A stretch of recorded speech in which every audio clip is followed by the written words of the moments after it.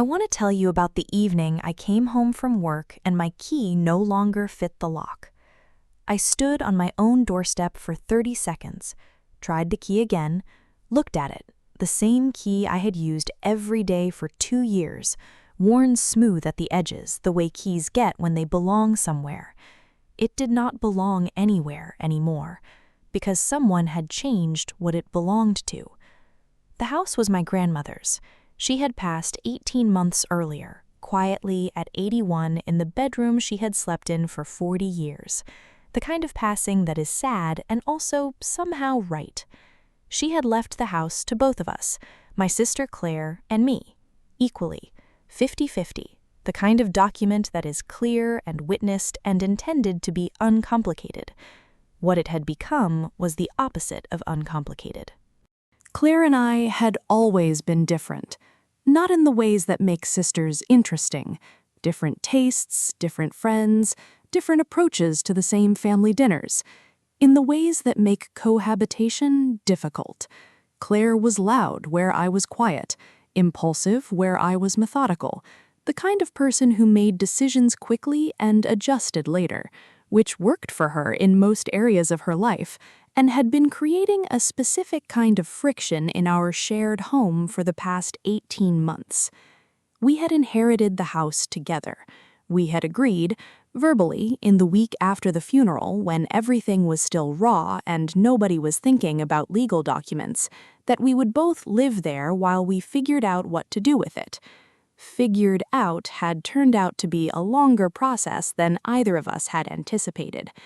Claire wanted to sell. I wanted to keep it. Not for financial reasons, not for practical ones. Because it was my grandmother's house, because the garden still had her roses, because the kitchen still smelled, faintly and inexplicably, like the vanilla extract she had used for 40 years of Sunday baking. I was not ready to sell that. Claire was.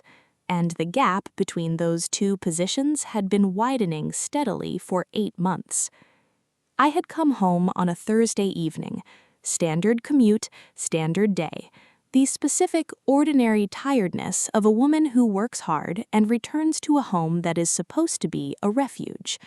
My key went into the lock, did not turn. I tried again. Nothing. I stepped back, looked at the door, the same house, everything visually identical to what it had been that morning when I had left, except the lock.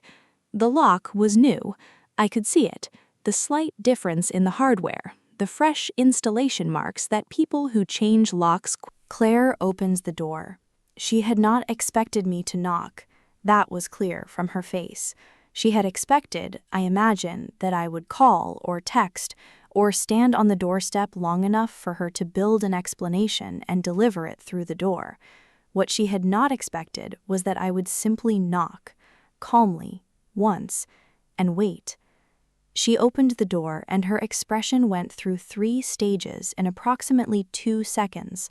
Surprise, then something that was not quite guilt but was adjacent to it, then the specific composure of a woman who has been preparing a version of events and switching it on. "Emily," she said.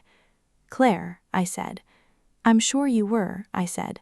"Can I come in?" A pause. My own house. I had asked if I could come in to my own house. "I need to explain some things," she said. "Yes," I said, "you do." She stepped aside. I walked in. The house looked the same as it always did. The same furniture, the same photos on the walls, the same faint vanilla that I had been holding on to for 18 months. Everything exactly as it was, except the lock on the front door, and the specific tension of a woman who had done something she knew she could not fully defend. We sat at the kitchen table, the same table where our grandmother had served 40 years of Sunday dinners. Claire had prepared something, a speech, I suspected, the organized version of whatever she had been planning to say before the timeline was disrupted by me simply knocking. She began. The house was too complicated to share. She had found a buyer, a real one with financing already in place, ready to move quickly. She had spoken to an attorney about the co-ownership situation. She had decided that the most practical path was to sell and split the proceeds and let both of us move on. She had said all of this without once acknowledging the lock. When she finished, I said, "You changed the locks." "I needed to, while I was at work," I said. "Emily, in a house that is 50% mine," I said, "which you changed the locks on while I was at work, on a Thursday, without telling me." She looked at the table. "Yes," she said. "Why?" I asked. "Because I knew you'd say no," she said. "To the buyer, to the sale, to everything. I knew you'd say no, and you needed to create a situation where I didn't have a choice." She didn't deny it. "That's not how co-ownership works," I said. "I know," she said. "Do you?" I said, and I reached into my bag. I had not planned to use the document that evening. I want to be clear about that. I had prepared it 3 weeks earlier, after the 8th conversation about selling had ended the same way as the previous 7, and I had decided that preparation was necessary regardless of how things developed. The document was a legal assessment, prepared by an attorney who specialized in co-owned property disputes. It outlined, clearly and specifically, what Claire could and could not do with a jointly owned property without my consent. Change locks, not permitted without co-owner agreement. List for sale, not permitted without co-owner agreement. Accept offers, not permitted without co-owner agreement. And at the bottom, the section I had not been sure I would need, the legal remedies available to a co-owner whose rights had been violated by the other party's unilateral action, including the remedy of requiring the unauthorized lock change to be reversed within 24 hours or facing legal action. I placed it on the kitchen table, between the salt and pepper shakers our grandmother had kept there for 30 years. Claire looked at it, then at me. "When did you—" "3 weeks ago," I said. I was hoping I wouldn't need it. She picked it up, read it slowly. I watched her face as she read the lock change section, then the remedies section. "I didn't know about the legal specifics," she said. "I know," I said, "but you knew it was my house too." She stopped. "You wanted it to be simpler than it is," I said. "You wanted to create a situation where I had to accept the sale because I had no access. You thought if the lock was changed and the buyer was ready and everything was moving, that I would just go along with it." She didn't respond, because it was true, and we both knew it. "Claire," I said, "I understand you want to sell. I understand the money matters to you right now. I understand you're frustrated that I keep saying no." She looked at me. "But this house is 50% mine," I said, "and our grandmother left it to both of us because she loved both of us equally. And changing the locks while I was at work and presenting me with a buyer as a fait accompli is not something I'm going to accept. Not because I'm being difficult, because it's wrong." The kitchen was very quiet. The vanilla was still there, faint and inexplicable. "What do you want?" Claire said finally. "I want the lock changed back by tomorrow. I want us to talk, really talk, about what this house means and what we're going to do with it, with an attorney present if necessary. And I want you—" Claire was quiet for a long time. I let her be. I had learned patience from my grandmother, who had never once rushed a conversation that needed time, and from 8 months of watching this situation develop and choosing my moments carefully. "I'm scared," Claire said finally. Not what I had expected. "Of what?" I asked. "Of being stuck," she said. "Of this house being something we can never agree on, and both of us just trapped here, fighting about it for years." "I understand that," I said. "Do you?" she said. "Yes," I said. "I'm scared of the opposite, of selling something irreplaceable because we're both in a hurry to resolve the discomfort." She looked at the table.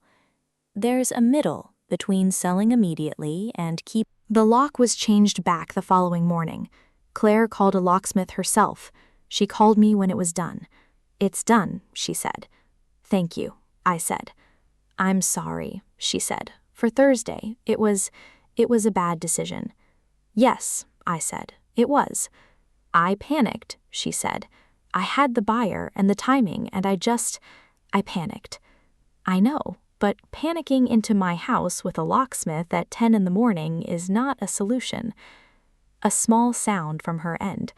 Almost a laugh. No, she said, it wasn't. We met with an attorney the following week, both of us, together.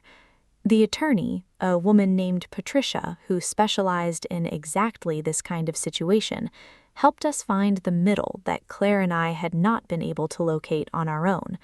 A structured timeline, a plan for the property that gave me the time I needed and Claire the certainty she needed. Options neither of us had considered because we had been so focused on our own positions that we had stopped looking at the space between them. Funny how that works. Funny how the thing you've been fighting about has a third option that neither of you could see because you were too busy arguing about the first two. The roses are still in the garden. I tend them on weekends.